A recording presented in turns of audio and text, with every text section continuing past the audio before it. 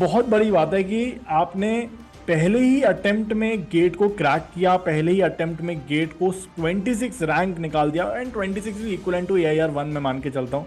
तो यार ऐसा क्या किया आपने हनुमान भाई, मैं भी जानना चाहूंगा और सभी स्टूडेंट्स भी जानना चाहेंगे, बच्चे लोग बताइए। देखिए यहाँ पर एक बात और बताई उन्होंने कि यार जो संडेज को टेस्ट होते हैं ना, मुझे लगता है कोई बच्चा देता ही नहीं है। हमारे हर वीकेंड पे टेस्ट होता है, बहुत कम बच्चे उसको अटेम्प्ट करते हैं, बहुत कम बच्चे देते हैं। तो इट इज़ वेरी इंपॉर्टेंट कि वो टेस्ट आपको देने हैं। तैयारी कर रहे थे तो क्या मोटिवेशन था कि यार नहीं, फोड़ना है, अपने को फोड़ना ही है, करना ही है यार। सो हेलो डियर स्टूडेंट्स, आज आप लोगों के साथ में हनुमान है। और दोस्तों, हनुमान ने पहली बार में मतलब गेट के पहले अटेम्प्ट में ही 26 रैंक मारी है। और मुझे लगता है कि यार ये फिनोमिनल रैंक है। मैंने जब पहली बार गेट दिया था तो मेरी 61 रैंक आई थी, तो हनुमान भाई की मेरे से भी अच्छी रैंक है। हनुमान भाई ने बताया कि उन्होंने थर्ड ईयर में भी अटेम्प्ट नहीं दिया था और फाइनल ईयर में पहले ही अटेम्प्ट में 4 डाला। तो हनुमान भाई, सबसे पहले तो ये बताओ यार, आपका फ्यूचर प्लान क्या है? आप कहाँ जाना चाहते हो? PSU में जाना चाहते हो, एमटेक में जाना चाहते हो? क्या आपका मतलब ड्रीम क्या है? सर अभी तो मैं एमटेक के लिए ट्राई कर रहा हूँ। अभी मैंने आईआईएससी बैंगलोर का भी माइक्रो इलेक्ट्रॉनिक्स और वीएलएसआई डिज़ाइन के लिए मतलब प्रिपेयर कर रहा हूँ मैं अभी इंटरव्यू के लिए उसके। अगर वो मिला तो ठीक, नहीं तो फिर आईआईटी बॉम्बे में इंटीग्रेटेड सर्किट्स एंड सिस्टम के लिए ट्राई करूँगा सर। ओके, मतलब PSU में जाने का कोई इरादा नहीं है? नहीं है सर। बहुत बढ़िया, बहुत बढ़िया। मतलब ठीक है, अच्छे पद चिन्हों पर चल रहे हो। नहीं तो यार मतलब ये बहुत बड़ी बात है कि आपने पहले ही अटेम्प्ट में गेट को क्रैक किया, पहले ही अटेम्प्ट में गेट को 26 रैंक निकाल दिया and 26 is equal to AIR 1 में मान के चलता हूँ। तो यार ऐसा क्या किया आपने हनुमान भाई, मैं भी जानना चाहूंगा और सभी स्टूडेंट्स भी जानना चाहेंगे, बच्चे लोग बताइए। सर मैंने तो पहले सिर्फ मतलब अगर मैं कोई सब्जेक्ट पढ़ता हूँ तो अगर मैंने किसी सब्जेक्ट के अगर 2 लेक्चर किए हैं तो अगले 2 लेक्चर होने से पहले मैं वो 2 लेक्चर को अच्छे से रिवाइज़ करता हूँ। और मतलब खुद से मतलब जो प्रॉब्लम सर ने करवाई है क्लास में, वो मैं खुद से ट्राई करता हूँ। और एडिशनल जो पीवाईक्यू होते हैं या डीपीपीज होती है, उनको सॉल्व करने का ट्राई करता हूँ उससे। तो हनुमान भाई एक सवाल, क्योंकि जो आपने बोला उस पर मैं फिर से आऊंगा, लेकिन उससे पहले एक सवाल है मेरे दिमाग में कि आपका कौन सा बैच था PW में? सर पराक्रम बैच था, मतलब जो 10th अक्टूबर 2022 को स्टार्ट हुआ था, वो वहाँ वहीं से मैंने मतलब स्टार्ट किया था। Okay okay. हाँ। यहाँ पर ना देखो, हनुमान भाई ने आपको दो तीन बातें बताई हैं। देखो, सबसे पहली बात जो उन्होंने बताई है, वो जो मैं बार बार हर बार क्लास में बोलता हूँ कि यार जो क्लास आप कर लेते हो, दो दो घंटे, दो क्लास होती हैं 4 घंटे की एक दिन में, उसको करने के बाद आपको अगली क्लास ज्वाइन तभी करनी है जब आप दो क्लासेस अच्छे से रिवाइज कर लो। And it is the most important tool. मतलब अगर आप अच्छे से रिवीजन करोगे ना, तो आप पहले अटेम्प्ट में ही फोड़ सकते हो। पहली बात। दूसरी बात, आपको किसी भी इधर उधर मटेरियल को ढूंढने नहीं जाना कि भाई ये मेरी DPP हो गई तो मेरे रूममेट ने कोई और कोचिंग कर रखी है तो मैं उसकी भी DPP सॉल्व कर रहा हूँ, उसके क्लास नोट देख रहा हूँ। नहीं, ऐसा कुछ नहीं करना है आपको। आपको सिर्फ जो कंटेंट आपको दिया जा रहा है, it is more than enough. आप देख सकते हो, सबसे बड़े एग्जांपल हनुमान भाई हैं। और मुझे लगता है कि हनुमान भाई और हमारा बहुत ज्यादा इंटरेक्शन रहता था क्लासेस में। हम लोग मैं क्वेश्चंस पूछता था, हनुमान भाई उसका आंसर करते थे, मैं फिर उनसे पूछता था। तो हनुमान भाई, एक और सवाल मेरे दिमाग में है कि आपको क्या लगता है कि यार जैसे आप कॉलेज के साथ तैयारी कर रहे हो तो बहुत सारे बच्चों के पास बहुत सारे एक्सक्यूजेज होते हैं कि सर कॉलेज के साथ हम कैसे तैयारी करें, प्रोजेक्ट है, कॉलेज को मैनेज करना है, कॉलेज की अटेंडेंस है। उस सबको यार कैसे मैनेज किया आपने? बट मेरी अटेंडेंस थोड़ी कमी थी सर, मतलब कॉलेज ने उतना ज़्यादा फोर्स नहीं किया था और वो भी सपोर्टिव थे, मतलब कॉलेज वाले ने थोड़ा सपोर्ट किया था, तो उस हम्म। वजह से मुझे पढ़ाई करने में उतनी दिक्कत नहीं आई। ओके। और और कॉलेज के प्रोजेक्ट, असाइनमेंट, लैब्स वगैरह वो सब भी लीनियंट थे? हाँ, मतलब प्रोजेक्ट तो अभी स्टार्ट किया है, गेट के पेपर के बाद अभी स्टार्ट किया है प्रोजेक्ट। हम लोगों ने भी ऐसे ही किया था। जब हमने बीटेक दिया था तो हमने अपने प्रोजेक्ट कोऑर्डिनेटर से बात कर लिया था, सर से बात कर लिया था कि यार गेट के बाद हम लोग अपने प्रोजेक्ट पे काम करना शुरू करेंगे, एंड ही टोटली एग्रीड। तो मुझे लगता है कि अगर हम अपने टीचर्स से, जो कॉलेज के टीचर्स हैं, उनसे अपना कंसर्न शेयर करें ना, दे आर ऑलवेज सपोर्टिव। सो हनुमान भाई, ये बताओ कि यार आप जब आप तैयारी कर रहे थे, तो जब आप टेस्ट देते थे, तो आपके टेस्ट में क्या हमेशा अच्छे नंबर आते थे? और टेस्ट सीरीज आपने कब से देनी स्टार्ट करी? सर मतलब जो पीडब्ल्यू में जो मतलब संडे को जो टेस्ट होते हैं ना, वो हम्म। मैं मतलब मेजोरिटी ऑफ द टेस्ट मैंने दिए थे। मतलब कभी अगर प्रॉब्लम आ गई तो मतलब एक एक आध बार मतलब कैंसिल हो सकती थी टेस्ट मेरी, मतलब नहीं दिए थे, लेकिन मेजोरिटी ऑफ द टेस्ट दिए थे। और टेस्ट में कभी कभी ठीक ठाक मार्क आते थे और कभी कभी बहुत कम भी आते थे। मतलब कभी कभी 20 में से 7 मार्क आ गए, कभी 5 मार्क आ गए। ओके। सो देखिए यहाँ पर एक बात और बताई उन्होंने कि यार जो संडेज को टेस्ट होते हैं ना, मुझे लगता है कोई बच्चा देता ही नहीं है। हमारे हर वीकेंड पे टेस्ट होता है, बहुत कम बच्चे उसको अटेम्प्ट करते हैं, बहुत कम बच्चे देते हैं, तो इट इज़ वेरी इंपॉर्टेंट कि वो टेस्ट आपको देने हैं। आप टेस्ट सीरीज को कितना इंपॉर्टेंट मानते हो कि यार आपने टेस्ट सीरीज ने क्या रोल प्ले किया है आपकी इस रैंक को हासिल कराने में? तो जब भी अब मतलब मैंने स्टार्टिंग में जब टेस्ट सीरीज ली थी ना, तब मेरे मार्क बहुत कम आ रहे थे, मतलब 50 के आसपास ही आ रहे थे मतलब। और जैसे जैसे मैं इम्प्रूव करना स्टार्ट किया, तो मेरे मार्क 80 के आसपास जाने लगे थे टेस्ट सीरीज में। मतलब स्टार्टिंग में बहुत कम आ रहे थे, मतलब हम्म। 50-55, और कभी कभी मतलब स्टार्टिंग में तो 60 के वो जा ही नहीं रहे थे मार्क, मतलब वहीं पे सैचुरेट हो गए थे। तो मुझे लगा कि फिर मुझे ज़्यादा रिवीजन पे और फोकस करना चाहिए, और मैंने रिवीजन करना स्टार्ट किया था, और उससे फिर और ज़्यादा मार्क इम्प्रूव हुए। बिल्कुल। तो टेस्ट सीरीज आपके लिए बहुत इंपॉर्टेंट है दोस्तों। हनुमान भाई ने थोड़ी लेट स्टार्ट करी, बट आई वुड सजेस्ट कि आप लोग जुलाई अगस्त तक स्टार्ट कर दो अपनी टेस्ट सीरीज, सो दैट आप पहले ही अपने सब्जेक्ट वाइज और पार्ट सब्जेक्ट के जो टेस्ट हैं उसको आप समाप्त कर सकें, एंड फ्रॉम दिसंबर जनवरी आप फुल सिलेबस पे फोकस कर सकें।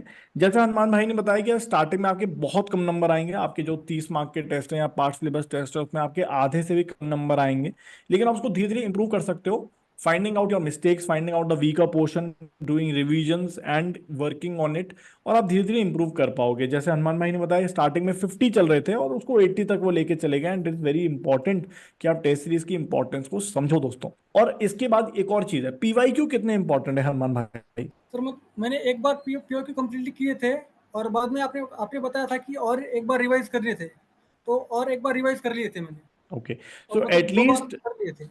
हाँ बिल्कुल, एटलीस्ट 2 से 3 बार हो जाने चाहिए मेरे हिसाब से, क्योंकि गेट एग्जाम में अगर हम देखेंगे ना तो पीवाईक्यूज बहुत ज्यादा रिपीट होते हैं। जैसे इलेक्ट्रिकल का मैं अगर देखूं सिग्नल के अंदर जो इस बार क्वेश्चन आया था इलेक्ट्रॉनिक्स में, इलेक्ट्रिकल का एक पूरा पीवाईक्यू उठ के आ गया था, ऑलमोस्ट सिमिलर कॉन्सेप्ट वाला, वो जो साइन और गॉस वाले जिसमें दो ऑप्शन, जो एमटीए हो गया था, हाँ, हो हाँ। गया एट द एंड। तो वो इलेक्ट्रिकल का पीवाईक्यू है, तो मैं यही बोलूंगा कि जो इलेक्ट्रॉनिक्स के बच्चे हैं वो इलेक्ट्रिकल के पीवाईक्यू जरूर करें एटलीस्ट एक बार, जो कॉमन सब्जेक्ट है जैसे सिग्नल है, डिजिटल है, एनालॉग है, कंट्रोल है, नेटवर्क है, इस आपको करने चाहिए। सिमिलरली इलेक्ट्रिकल के बच्चों को इलेक्ट्रॉनिक्स के पीवाईक्यू करने चाहिए, जिससे आपको एक अच्छा सेट ऑफ क्वेश्चंस मिल जाता है इसके माध्यम से। And one more thing, Hanuman भाई आपके कॉलेज से कितनी रैंक आई है पहले तो ये बताओ, मतलब इलेक्ट्रॉनिक्स में? कॉलेज में मेरे आसपास तो कोई है ही नहीं सर, अभी फिलहाल तो। किसी की कोई रैंक ही नहीं है? मतलब सीएस का एक बच्चा है, उसकी 550 के आसपास कुछ तो है, मतलब 554 है शायद। तो फिर आपकी तो बहुत पिटाई हुई होगी कॉलेज में। हाँ, वही तो। हैं? और खर्चे भी हो गए होंगे बहुत ज्यादा पार्टी पार्टी देने चक्कर हाँ, में। वो भी हो गए सर। तो यार ये तो बहुत बड़ी बात है। मतलब आपने फिर सोचा कैसे यार गेट की तैयारी करनी है? क्योंकि जब, जैसे मैं अगर अपनी बात करूं तो जब हम लोग बीटेक में थे तो हमारे फाइनल ईयर के जो सीनियर्स थे उन्होंने वो गेट की तैयारी करते थे, वो हमारे साथ आईआईटी दिल्ली में भी थे, सीनियर बने थे वो हमारे। आ, तो वहां से हमें मोटिवेशन मिला था कि यार गेट की तैयारी करनी चाहिए। लेकिन आपको कहाँ से मिला जब आपके कॉलेज में कोई है ही नहीं आसपास? फिर मतलब मेरा फर्स्ट ईयर, मतलब पहले 3 सेमेस्टर मेरे ऑनलाइन हुए थे। तो अच्छा। तब मतलब मैं मतलब सर्च कर रहा था यूट्यूब पे कि अभी इंजीनियरिंग के बाद क्या बेस्ट ऑप्शन हो सकते हैं मेरे लिए, मतलब ओके। कॉलेज के प्लेसमेंट तो उतने ज़्यादा अच्छे है नहीं, तो फिर हम्म। कहीं किसी और एग्जाम के लिए ट्राई करना मेरे मुझे अच्छा लगा।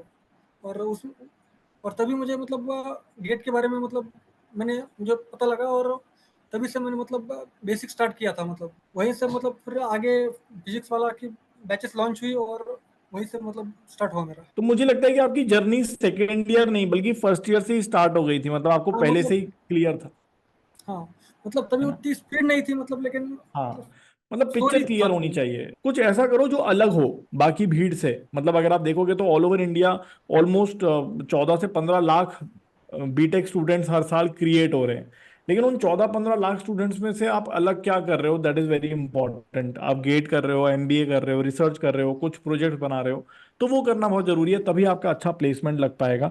सो ये भी इंपॉर्टेंट है कि जब फर्स्ट ईयर से आपको क्लियर है कि मुझे गेट निकालना है, तो आप जो सब्जेक्ट्स पढ़ोगे वो भी बहुत इंटरेस्ट से पढ़ोगे या अच्छे डेप्थ में पढ़ने की कोशिश करोगे, कॉलेज के हाँ सर। एग्जाम्स को सीरियसली लोगे, जिससे आपका बेस ऑलरेडी क्लियर होगा। और जब आप क्लासेस में आओगे, जब आप बैचेस ज्वाइन करोगे, तो आप बहुत अच्छा परफॉर्म कर पाओगे। और यही मुझे लगता है कि हनुमान भाई की स्ट्रेंथ बनी कि उन्होंने पहले से ही फर्स्ट ईयर से ही हर एक सब्जेक्ट को, जब कॉलेज में पढ़ रहे होंगे, अच्छे से फोकस से पढ़ाई करी, सो दैट। और जब उन्होंने यहाँ पे बॉयचेस ज्वाइन किया, तो जहाँ पे जब हमारे इतने लर्नेड टीचर्स हैं, फैकल्टीज हैं, उन्होंने जब पढ़ाया तो मुझे लगता है कि बहुत आसानी से चीजें ग्रास्प होती चली गई, और फिनोमिनल परफॉर्मेंस हनुमान भाई ने दी। सो हनुमान भाई ये बताओ कि क्या आपके मम्मी पापा बोल नहीं रहे कि यार सर पीएसयू ज्वाइन कर ले यार, सरकारी नौकरी लग जाएगी? बोलते रहे हैं, लेकिन सर मतलब उतना ज़्यादा ग्रोथ नहीं है ना सर पीएसयू में। और हम्म। मतलब जो जिस चीज़ में हमें इंटरेस्ट है, और उस चीज़ पे हम काम भी नहीं कर सकते वहाँ पीएसयू में। और पीएसयू में बिल्कुल। रिपीटेटिव जॉब होती है ना, वही जॉब वही, हम्म। मतलब सालों साल वही करते रहना चाहिए फिर। मतलब और वहाँ क्या पे भी मोटिवेशन था यार आपका, मतलब जब आप तैयारी कर रहे थे तो क्या मोटिवेशन था कि यार नहीं फोड़ना है, अपने को फोड़ना ही है, करना ही है यार? अभी मतलब मोटिवेशन, पहले तो सिर्फ मोटिवेशन था कि अभी मतलब अच्छा आईआईटी मिल जाए। और बाद में कॉलेज के प्लेसमेंट में मेरा प्लेसमेंट हुआ ही नहीं।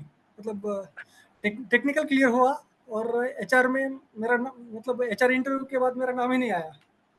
तो फिर मैंने ओके। और ज़्यादा मतलब और ज़्यादा पढ़ना तो स्टार्ट किया। मोटिवेशन मोटिवेशन मजबूरी बन गई। हाँ, ओके। सो आपका जो स्टडी आवर्स रहता था वो कैसे रहता था, मतलब आप कब पढ़ते थे? क्योंकि आपका जो रूम मुझे दिख रहा है कि आपका शेयरिंग में है या सिंगल है रूम? शेयरिंग में है सर, 3 मतलब एक रूम में 3 लोग होते हैं सर।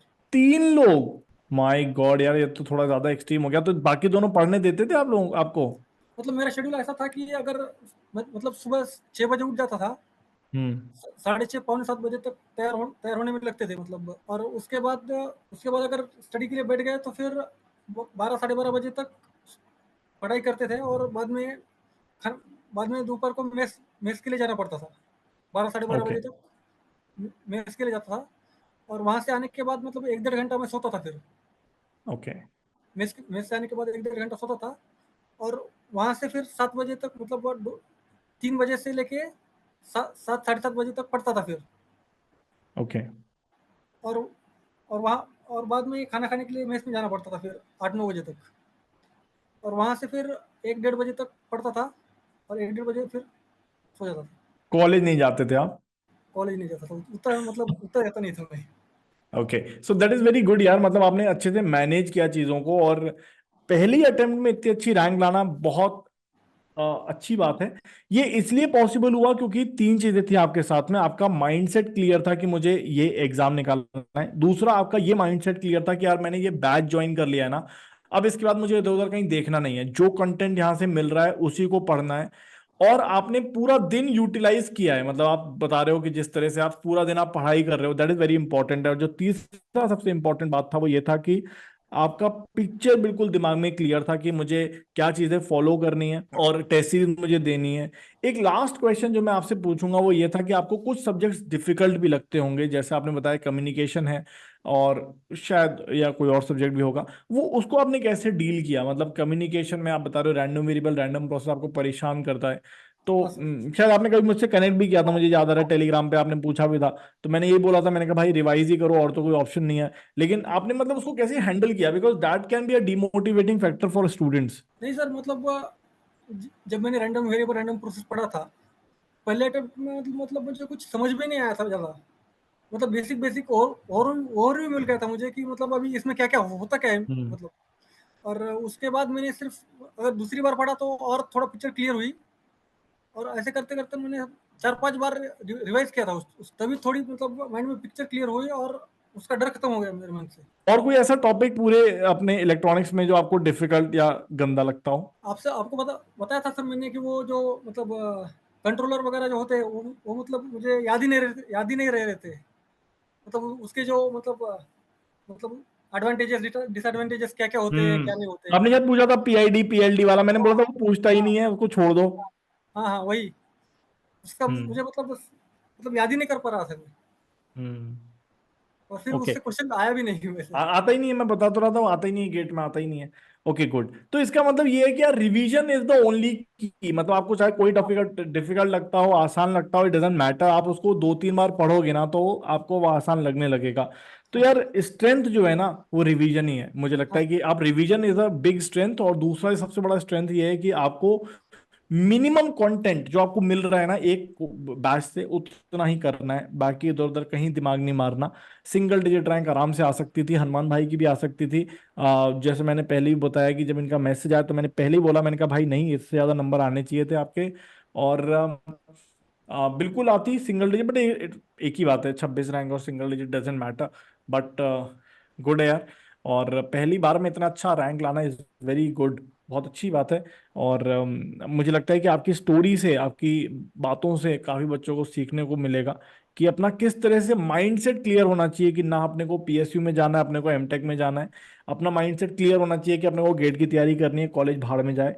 और तीसरा, सबसे बड़ी बात यह है कि अपना पूरा दिन हमें यूटिलाइज करना है, रिवीजन करना है, क्वेश्चंस करने हैं, डीपीपी करनी है, पीवाईक्यू करना है। बहुत सिंपल है और इजीली निकल सकता है। मुझे लगता है कि आपको क्या लगता है कि गेट एग्जाम आसान है? आसानी है सर अभी तो। एग्जैक्टली। मतलब अगर रिवीजन मैंने मतलब हर सब्जेक्ट को 7 से 8 बार रिवाइज किया था, और वो भी फुल नोट्स से किया था। हम्म। तो मतलब हाँ, मतलब शॉर्ट नोट्स नहीं बनाने चाहिए। मतलब मैं हाँ, भी कभी शॉर्ट नोट्स नहीं बनाता था जब मैं पढ़ता हूँ, तो मैं कभी शॉर्ट नोट्स नहीं बनाया हूँ। और मैं किसी को बोलता भी नहीं हूँ शॉर्ट नोट्स बनाने के लिए। आप फुल नोट से पढ़ाई करो, 2 3 बार 4 बार रिवीजन करो, और गेट एग्जाम सही में आसान एग्जाम है जो आराम से निकाला जा सकता है। सो थैंक यू हनुमान भाई, मुझे लगता है कि आपकी स्टोरी से काफी बच्चों को कुछ सीखने को मिलेगा। And all the best. और मुझे लगता है कि आप आईआईटी बॉम्बे, आईआईटी दिल्ली, कुछ भी मिल सकता है इस रैंक पे, तो जो भी आपको चाहिए। So all the best. Bye bye, take care. Thank you sir.